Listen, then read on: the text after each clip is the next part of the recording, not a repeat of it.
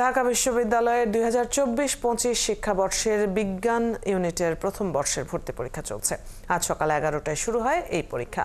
এবছর 1896টি আসনের বিপরীতে আবেদন করেছেন 1,46,694 জন।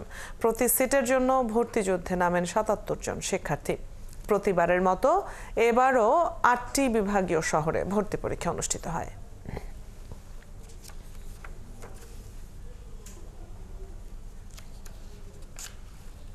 ঢাকা বিশ্ববিদ্যালয়ের ভর্তি পরীক্ষার আরো খবর নিয়ে যুক্ত হচ্ছেন সহকর্মী রহিম রোমন।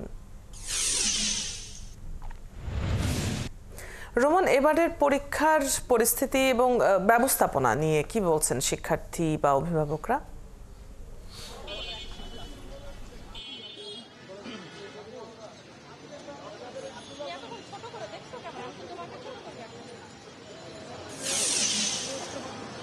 অদিতি, কিছুক্ষণ আগে ঢাকা বিশ্ববিদ্যালয়ের যেই আমরা এই মুহূর্তে কার্জন হলে আছি, এখানে আমরা দেখছি যে 11টার সময় কিন্তু এখানে পরীক্ষা শুরু হয়েছে। ঢাকা বিশ্ববিদ্যালয়ের বেশ কয়েকটি হলে কিন্তু এই পরীক্ষা অনুষ্ঠিত হচ্ছে।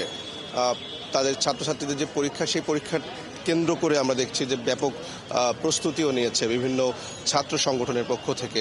বিভিন্ন ছাত্র সংগঠনের পক্ষ থেকে যারা পরীক্ষার্থী দূর দূরান্ত থেকে আসছেন, তাদেরকে নানান রকমের ফ্রি মেডিকেল সেবা সহ নানান রকমের সেবা দেওয়া হচ্ছে। আর একটু বিশেষ সেবা দেওয়া হচ্ছে যারা একটু দেরি করে পরীক্ষার হলে আসছেন, তাদেরকে পৌঁছে দেওয়া থেকে শুরু করে নানান রকমের ব্যবস্থায় কিন্তু এই বিভিন্ন ছাত্র সংগঠনের পক্ষ থেকে রাখা হয়েছে। আমরা একজন ছাত্র প্রতিনিধির সাথেই কথা বলতে চাই, তিনি এখানে পরীক্ষার্থীদের বিভিন্ন দায়িত্ব পালন করছেন। আপনি একটু বলবেন যে আজকে আপনাদের দায়িত্বটা কি ছিল, আপনারা এখন পর্যন্ত কতজনকে সেবাটা দিতে পেরেছেন? ঢাকা বিশ্ববিদ্যালয় সহ বিভিন্ন পাবলিক বিশ্ববিদ্যালয়ে ভর্তি পরীক্ষার সময় ঢাকা বিশ্ববিদ্যালয় ক্যাম্পাসে পরীক্ষার আগের দিন থেকে শিক্ষার্থী এবং অভিভাবকের একটি মিলন মেলা আমরা লক্ষ্য করি, এবং ভর্তি পরীক্ষার দিন ভোর সকাল থেকে আমরা বাংলাদেশ ন্যাশনাল ক্যাডেট কোরের ক্যাডেটরা শিক্ষার্থীদের নিয়ে কাজ করে থাকি, অর্থাৎ আমাদের ডিউটি শুরু করে থাকি। এই দিন আমরা বিভিন্ন অভিজ্ঞতার সম্মুখীন হই।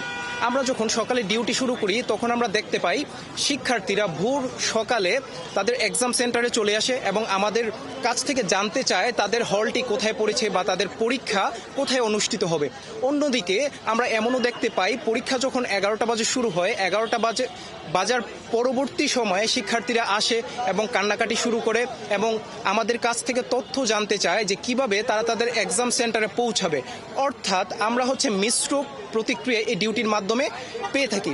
তাছাড়া আমরা বিএনসিসি এবং অন্যান্য সংগঠন, স্বেচ্ছাসেবক সংগঠনগুলো ঢাকা বিশ্ববিদ্যালয়ের প্রতিটি এক্সাম সেন্টারে নিরলসভাবে কাজ করে থাকে এবং শিক্ষার্থীদের যে স্বপ্ন পূরণ, অর্থাৎ হায়ার এডুকেশন অর্জন করা বা শিক্ষার্থী এবং অভিভাবকের স্বপ্ন পূরণ করা, সে শিক্ষার্থী এবং অভিভাবকের তাদের স্বপ্ন বাস্তবায়নে আপনারা কাজ করেন। আমরা আরো একটু দেখাতে চাই যে বিভিন্ন ছাত্র সংগঠনের পক্ষ থেকে আমরা দেখছি যে শিক্ষার্থীদের জন্য নানান রকমের ফ্রি মেডিকেল সেবা সহ নানান রকমের আয়োজন রাখা হয়েছে।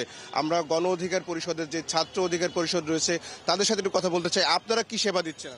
যে আমরা এখানে স্টুডেন্টদের জন্য পানি রেখেছি, কলম রাখছি, এবং আমরা অভিভাবকদের জন্য বসার ব্যবস্থা করছি। আমাদের এখানে বসার ব্যবস্থা আছে এবং আমাদের সিটের পিছনে বসার ব্যবস্থা আছে। এবং আমাদের তারা এই উদ্যোগগুলো কেন নেন? আমরা নেই স্টুডেন্টদেরকে সার্বিক সহযোগিতা করার জন্য, যাতে তারা দূর দূরান্ত থেকে পরীক্ষা দিতে আসে, যেন সহজ হয় তাদের যাত্রাটা, যে পরীক্ষার আগে যেন তাদেরকে হুতাশে না পড়তে হয় এবং যেন ভালোভাবে পরীক্ষা দিতে পারে। এজন্য আমরা এই উদ্যোগগুলো নিয়ে থাকি। আপনাকে ধন্যবাদ। অদিতি, শুনছিলেন যে বিভিন্ন ছাত্র সংগঠনের পক্ষ থেকে যে ব্যবস্থাটি রাখা হয়েছে, পরীক্ষার্থীদের যাত্রা, পরীক্ষার্থীর যে পরীক্ষার অংশ নেওয়ার যে সবকিছু আসলে নির্বিঘ্ন করবার জন্য। আমরা দেখেছি এবারের আয়োজনে কিন্তু এই পরীক্ষার জন্যই কিন্তু আপনি জানেন যে পাশেই বইমেলা চলছে, সেই বইমেলারও কিন্তু সময়সূচি পরিবর্তন করা হয়েছে। অদিতি, একটু জানিয়ে রাখি যে এবার কিন্তু এখানে যে পরীক্ষার্থীরা অংশ নিচ্ছেন প্রায় 1,47,000 পরীক্ষার্থী। কিন্তু যেমনটা আমরা সংবাদে জানছিলাম। রোমন, আপনার কাছ থেকে সার্বিক পরিস্থিতি জেনে নিলাম, ধন্যবাদ যুক্ত হবার জন্য। দর্শক, ঢাকা বিশ্ববিদ্যালয়ের ভর্তি পরীক্ষার খবর নিয়ে সহকর্মী রহিম রোমন যুক্ত ছিলেন এতক্ষণ।